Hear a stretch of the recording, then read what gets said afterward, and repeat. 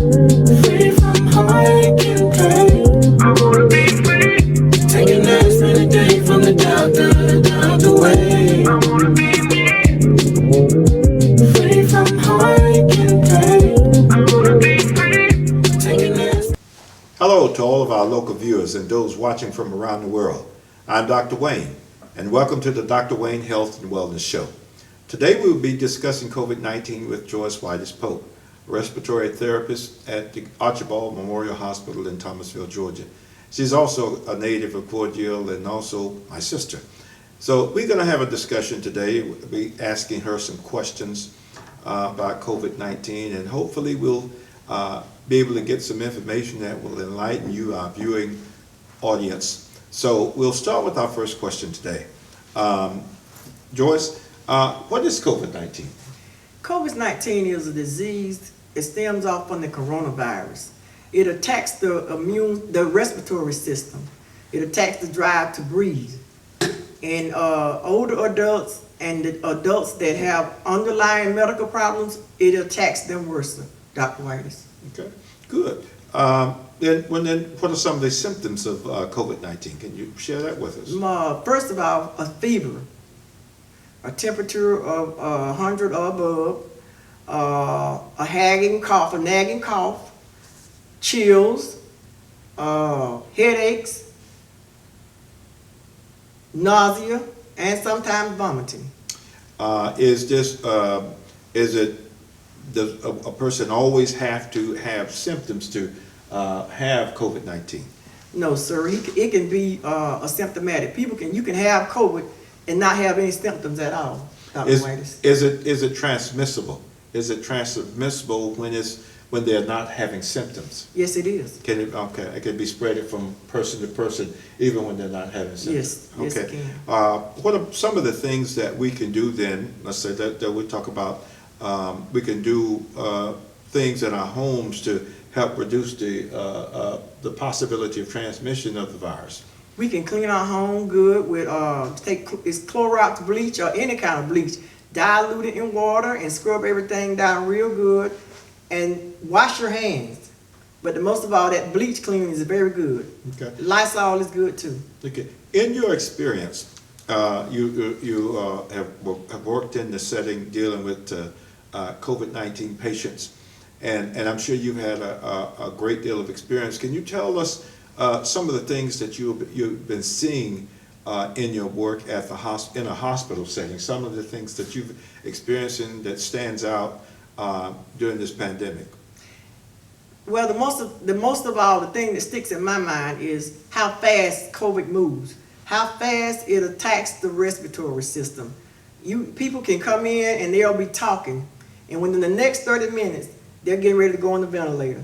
So it attacks the respiratory system real fast. Okay. When you say the ventilator system, tell me a little bit about that. Tell me a little bit more about the ventilator and what it does, because a lot of people don't know. They've heard some of the politicians, some of the governors talk about trying to get ventilators in their hospitals. So tell us a little bit about that.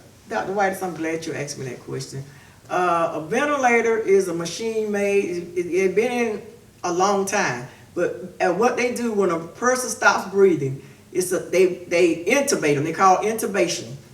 It's a tube that goes down their windpipe, and it goes into the lungs to give breath, and only a respiratory therapist and a good RN nurse can run a ventilator.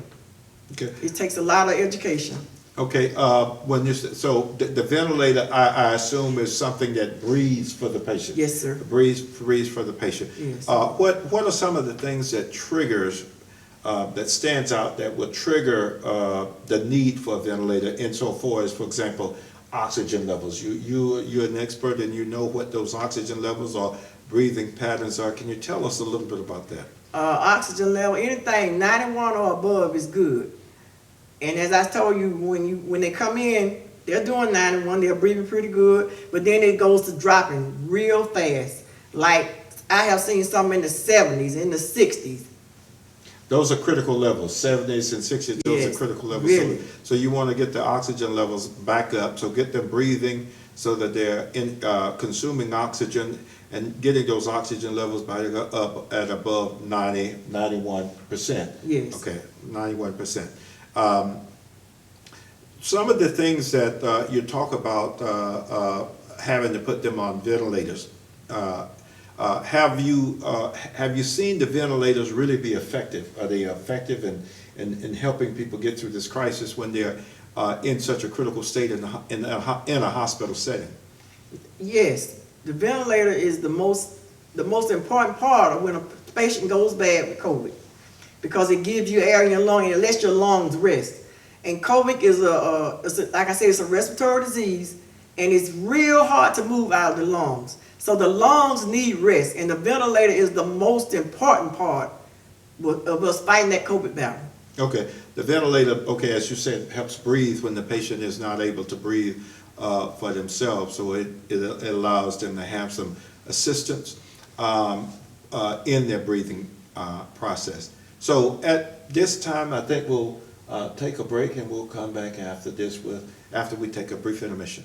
Dr. Wayne's aspirin is a low-dose tablet that promotes heart health while reducing the risk of heart attacks and strokes. Heart disease is the leading cause of deaths of Americans. Recent studies have concluded that a daily low-dose aspirin also reduces the risk of colorectal cancer. Taking low-dose aspirin is not safe for everyone. Only take low-dose aspirin if your doctor recommends it. Try Dr. Wayne's aspirin, coming to a store near you soon.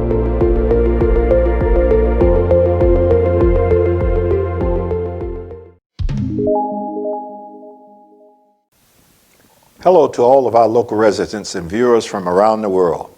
As you know, we are presently dealing with the coronavirus pandemic, also known as COVID-19, and it has affected the lives of practically every citizen in our nation. There are some common sense measures that we can take to prevent the spread of the coronavirus, and they are as follows. Wash your hands. Wet your hands and apply soap. Wash the back of the hands and between the fingers for an estimated 20 seconds. If soap and water is not available, use an alcohol-based sanitizer, which contains about 60% alcohol. Get a flu shot. It will not protect against the coronavirus, but it will help protect people from getting the flu. And the flu is what most people are likely to contract and become ill, thus tying up major resources by healthcare providers and hospitals, which at this time are needed to combat the coronavirus. Germ management. Symptoms of coronavirus typically occur within 14 days of infection and can include fever, cough, and shortness of breath. If you must cough or sneeze, do so in a tissue, and discard the tissue in the trash or cough or sneeze into the inside of your elbow. Avoid touching your eyes, nose, and mouth. Keep surfaces in your home clean. Countertops, tabletops, doorknobs, bathroom fixtures, toilets, phones, keyboards, tables, TV remote controls, and bedside tables. Keep those clean. Stay at home if you're sick. If you have a fever, cough, or difficulty breathing, seek medical attention, but first call your healthcare provider or hospital before you visit, so that they can make the appropriate arrangements for your visit, to ensure that the best of care can be provided for you while reducing the risk of possible spread to other patients and healthcare providers. Put together a plan. Experts say that it is sensible to have 2 to 4 weeks of food and other household supplies, such as detergents, and there should be a 3-month supply of imported medications on hand. Social distancing. Don't attend concerts, festivals, sporting events, and crowd activities with greater than 10 people. Please remember to check on your elders. This message is brought to you by Wayne Pharmaceuticals and Dr. Wayne's Aspirin. I'm Dr. Wayne. Until next time, be safe.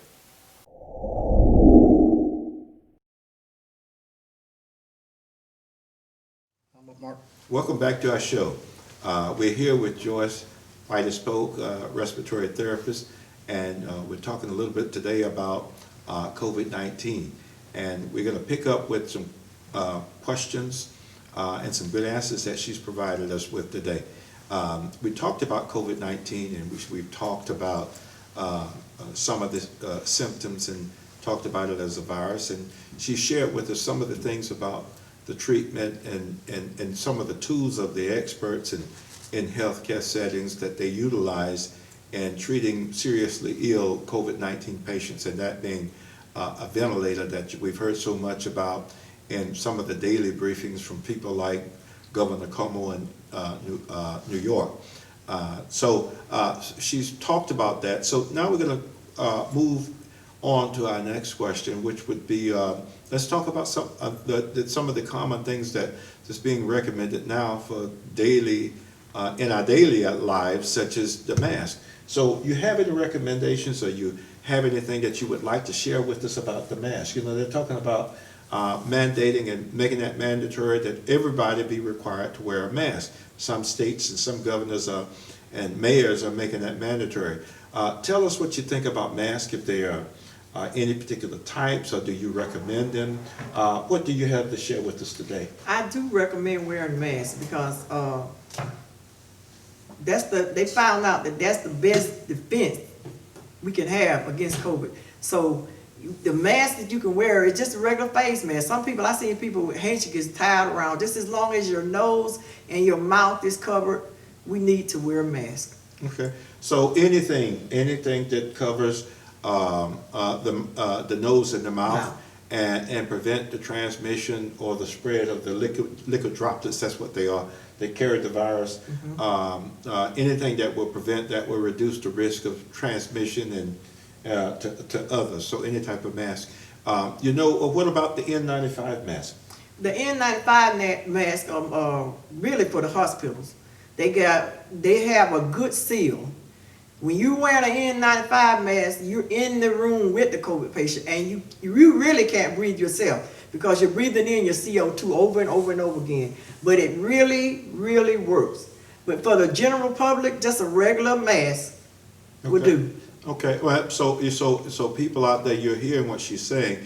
The N95 masks are the ones that are really should be utilized in a healthcare or critically ill setting.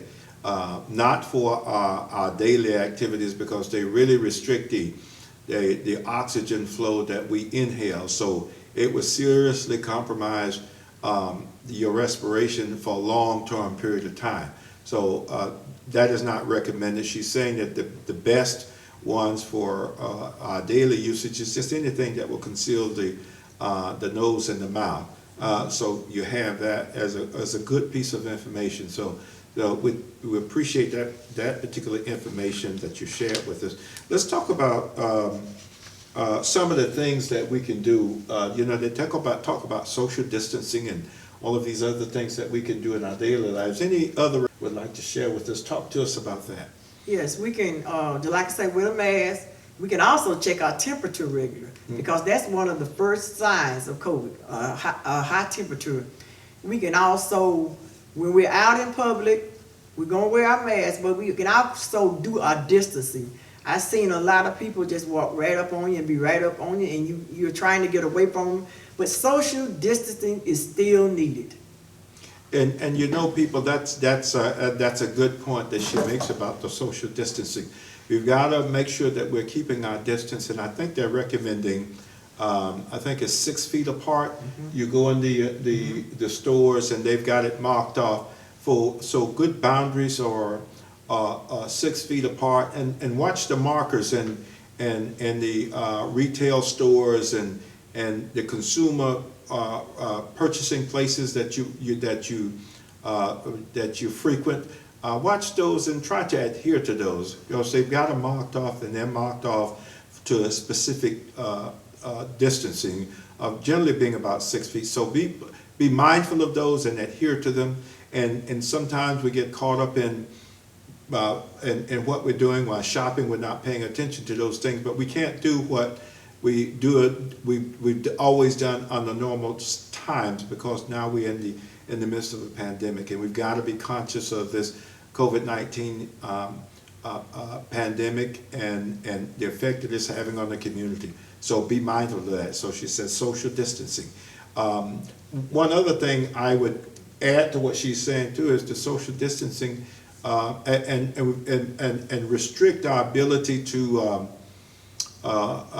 engage in a great deal of events with. I think they're still going with this. It may be 15 or more in a particular setting, and they may have even reduced it. I would restrict my ability to be in any large gathering at this time, because we are on the seem to be at the beginning of an increase in the number of infections, increase in the number of hospitalizations. So we've got to be in tune to those things, social distancing and restricting our abilities to participate in large gathering at this time. Anything else that you want to share about that as it relates to the transmission? In addition to that, let me ask you this about symptomatic. We talked about the symptoms. You gave some of the symptoms. Are they more highly contagious or much more easy to be infected around the person that's having symptoms? Yes. Okay. So you're hearing this today, folks. So adhere, and we're going to come back with some more questions today. So we're getting some good information from our respiratory therapist, Joyce Polk. My name is Evan Edwards. I am the Director of Community Sustainability and Health Initiatives. We just wrapped up one of our health and wellness classes that we have every week, Monday through Friday from 9 a.m. to 11 a.m. It's open to the public at no cost whatsoever.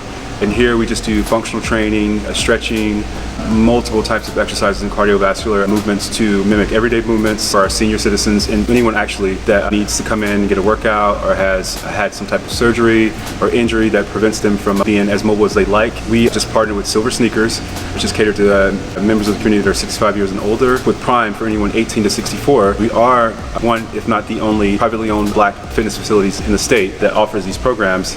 We want to get everybody involved. We are doing many other things here at the MD Whitehouse Institute. We do toy drives, we do the food bank that's coming up. We're going to be one of the places that families that are less fortunate can come in and weekly pick up food and things that they need to take care of their families. We do health and wellness screenings, blood pressure checks, cholesterol checks, BMI, those types of things, just to keep awareness and consciousness to the community about health initiatives and nutrition classes, do vital signs classes, and eventually we'll do some resume writing classes, interview skills, and check us out. You can go on our website at mdwhitehousemedicalinstitute.org.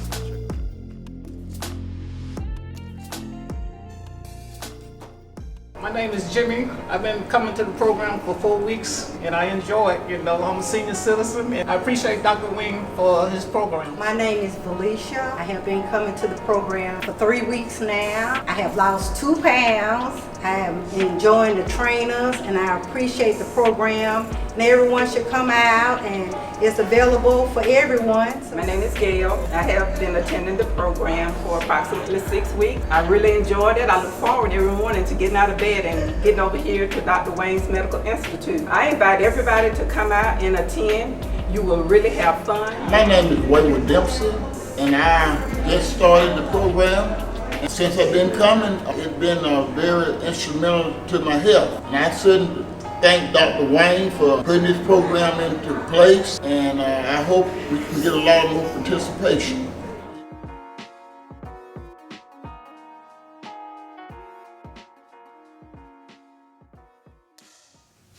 Welcome back to the Dr. Wayne Show. And we're here with Joyce Polk, respiratory therapist at one of our large hospitals in South Georgia. Joyce, tell us, how did you end up working with COVID patients at Archibald Memorial Hospital? Well, it's a kind of funny story. I left. I was doing respiratory therapy at one of the nursing homes, and I was the director of respiratory. But I stepped down to get a laid-back job, so I took a job at the sleep lab for Archibald. So when COVID came out, the sleep center closed down. So they needed us desperately at the hospital. So it was just a blessing that I got to go to the hospital. I got to see things that other people, the stuff that I would never forget. But I got to see and experience the pandemic firsthand. Oh, okay. So you just ended up like a lot of folks in healthcare, Yes. kind of being thrust in the midst of Deployed, it. And yeah. they needed help, and had the expertise in the training. Yes. You were there, they deployed you there. Yes. All right, good thing. We are approaching the midst of the summer, July 4th weekend. A lot of people are out and about, particularly young people. And the young people seems to be, and that has always been the train of thought of young people, is that we are invincible, that nothing happens to us, and that all of this pandemic stuff and COVID-19 is not going to have an effect on us. Is there anything that you would like to share with us, share with the young people about this? Have you interacted or seen infections rates increase or have a different effect on young people? Yes, it does. I seen young people with COVID. I seen a lot of young people with COVID, and it hurts my heart because all we have to do is wear a mask, wash our hands, and social distancing. COVID does not have an age limit. COVID does not have a race. COVID is here, and we got to fight with all that we got. When I went to that hospital, I was scared. I'm just going to tell you the truth. I was scared. But I thought about what Timothy said. God had not given me a spirit of fear, but of peace, love, and a sound mind. So I went with that every day. But I'm telling you, young people, and I talk to the young people all the time, you are our next generation. All we're asking for is to wash your hands, wear a mask. If you want to do like me, decorate the mask. Put your name on it. You can do like you want to do. But you might give it to grandmama, you might give it to mama, you might give it to daddy, or you might give it to your child. Not only you can die, you can kill a whole household. That's a very good point, young people. In as much as you still want to socialize and hang out with your friends and have a good time, we've seen quite a few young people go to beaches and going out to parties and gathering in these large crowds without any consideration or thought about the fact that we are still in the midst of a major COVID-19 pandemic that's killing people by the hundreds, and now we're in the thousands. Particularly here in the United States, we're in the thousands. Over 100,000 people that have died from COVID-19. And at the rate that it's going, the infection rate is going to increase. So we must be mindful that your actions or inactions have consequences. If you're not mindful of the fact that you can still be infected by COVID-19, particularly in these large crowds or out on these beaches, out having a good time, you can be infected and you may not be symptomatic. You may not ever acquire any symptoms, but you will have the virus, and you can bring that virus back home and you can bring it into your household. Well, mama, daddy may be suffering with some underlying health issues that if they become infected with COVID-19, it could potentially kill them. Even your child, a grandmother, a granddad, somebody that you love, uncle, aunt, a neighbor. So that's why it's important. That's why important that you be just as vigilant as everybody else, and do some simple things. As she stated, she said she talked about some things that you can do, and they're very simple things. Wear a mask. Okay, put a mask on. You may not like the mask, but you can do a whole bunch of things that make that thing fashionable. Like she said, design it. But make your designer mask and wear it. Wear it out in public gatherings. And when you're out in public, keep your distance. You know, the old times when we could just get up on people and hug and kiss and befriend folks and be with those times right now, we've got to put those on hold until we get through this crisis. So we want you to heed the advice that she's given us today about some basic things that we can all do.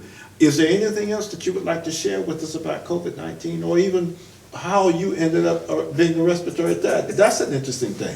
Yes, I wanted to go for nursing, but when my mom died, the last word she said was, "I can't breathe," and that affected me.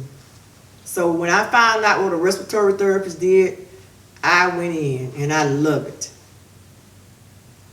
Okay, so you ended up, and you did this later in life. You did it. She became a respiratory therapist later in life after being. She's my sister, as I stated earlier. She did this later in life after educating her two daughters, and both of her daughters are nurses. They are in the nursing field, and they're doing quite well in that field. And mom worked hard and educated her kids, and she went back after working so hard in so many years. She went back to school and became a respiratory therapist. So a point to you all, just kind of shifting gears here, folks. She's a good example of the old adage, it's never too late. You know, she decided later in life that she wanted to change her life and wanted to go back to school and improve herself so she could do better and do some of the things that she wanted to do. So she went back to school and she became a respiratory therapist. And I tell you, she worked hard. She worked hard. And she's a good testimonial as to, you know, that you can do anything if you put your mind to it. So that concludes our show for today. And I'm Dr. Wayne. Until next time, be safe and wear a mask. I wanna be free to live the way I should. Free from heartache and pain. I wanna be free. Taking aspirin a day from the doctor way. I wanna be free from heartache and pain. I'm Dr. Matthew Wayne Whitus, known as Dr. Wayne by many of you. I'm the founder of Wayne Pharmaceuticals, as well as the MD Whitus Medical Institute. Both are partners in the ownership of this facility, which is the former Esquark School. It was first constructed in 1956 as the first public school built in this county to provide a public education to people of color. It operated as a segregated institution from 1956 to 1970. It was integrated in 1970 and operated as an integrated institution until its closing in 2014. Additionally, we operate our nonprofit entity, the MD Whitus Medical Institute. That entity brings services to the community that will enhance the community and address some of the economic and health issues that affect the community. In Crisp County, Georgia, which is ranked 152 out of 159 counties in the state of Georgia, this very low ranking is because of the high morbidity and mortality rate here in this county. We have a high incidence of diseases that are associated with heart-related ailments such as hypertension, diabetes, heart attacks, strokes. These statistics lead to high mortality rates, which is a premature death rate. We have moved forward with programs to address some of those issues. We house a 15,000 square foot gym, which was recently renovated, and we've hired staff to work with local citizens here, bring on activities that will make our citizens or enhance their abilities to be more active, being more active in exercise, that we believe that will bring down some of these bad health statistics. We operate on an 18-acre facility here.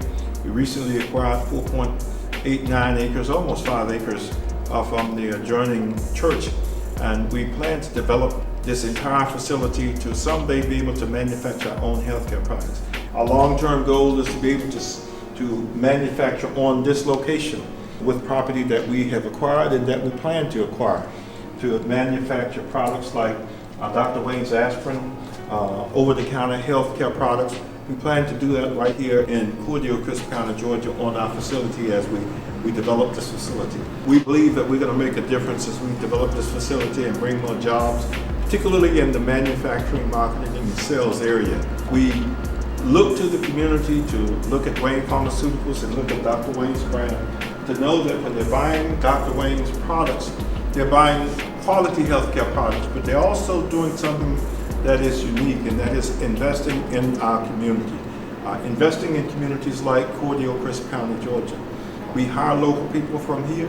We hire local people. We put local people to work. And as we are able to sell more products, as we're able to do more business, we plan to do more of that.